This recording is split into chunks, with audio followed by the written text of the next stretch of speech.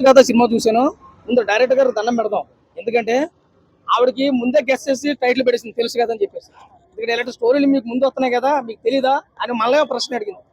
కానీ ఏదైనా చెప్పాలంటే డైరెక్టర్ గారికి ఇంకో విషయం కూడా చెప్పొచ్చు. చాలా చిన్న సినిమాలు ఏది సినిమా అయితే ఉన్నదో ఒక 10 మందిని 15 మందిని 20 మందిని ఆర్టిస్టులు మెడేసి స్టోరీ నడిపేస్తున్నారు. కానీ ఈ డైరెక్టర్ గారు గొప్పతనం ఏంటంటే ఒక 5-6 ఆర్టిస్టులు మీద సినిమా నడిపించారబ్బా. ఈ ఒక్క విషయంలో మేడం మెచ్చుకోవచ్చు. రెండోది ఏంటంటే సిద్ధు జొన్నలగడ్డ గారిని చాలా అందంగా చూపించారు. గతంలో సినిమాలో వెళ్ళలేదు. కానీ సిద్ధు జొన్నలగడ్డ గారి కోసం కూడా ఒక విషయం చెప్పాలా. ప్రతి సినిమాలో 2 హీరోలు కావాలనుకుంటున్నాడు మనోటి, నాకు ఏ అర్థం కావట్లేదు. ఒక హీరోయిన్ మిస్ చెప్పినా రెండోది కావాలేమో. ఇలా అయితే నేను సంతలం పెడతాను, నేను స్టేట్మెంట్ ఎలా అయితే తీసుకున్న సినిమా అని అనుకుంటాడేమో.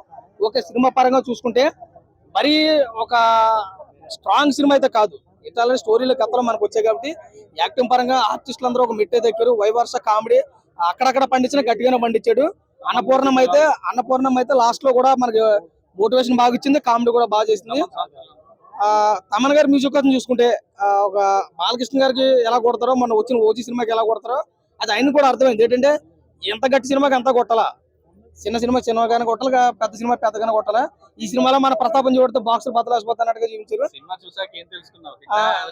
నేను తెలుసుకున్న విషయం ఏంటంటే, నాకు తెలిసిన విషయం ఏంటంటే మీకు తెలుసు కదా అన్నట్టుగానే నాకు ఏమనిపిస్తుంది అంటే దీపావళి తరుణంలో నిలబడే సినిమా కాదు.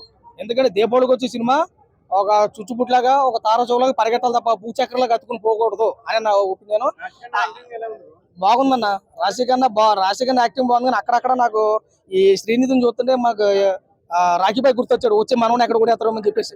ఎందుకంటే మరి మనోడు పిల్ల కదా, దానికోసం. ఓకే, మరి బ్లాక్ బస్టర్ అన్నా ముగ్గురు రొమాన్స్ కోసం చెప్తాను కదా, మనోడికి ఇద్దరు లేకపోతే పని అవుతాం.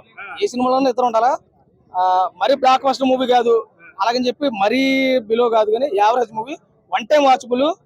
అవుట్ ఆఫ్ రేటింగ్ 2 నుంచి 2.5 వరకు మనం ఇవ్వచ్చు. అంతకుమించి మనం అంత కష్టపడి చేయనా కానీ రాదు. లోపల డెప్త్ లేదు కాబట్టి అంతవరకు మనం చెప్పొచ్చు. Thank you.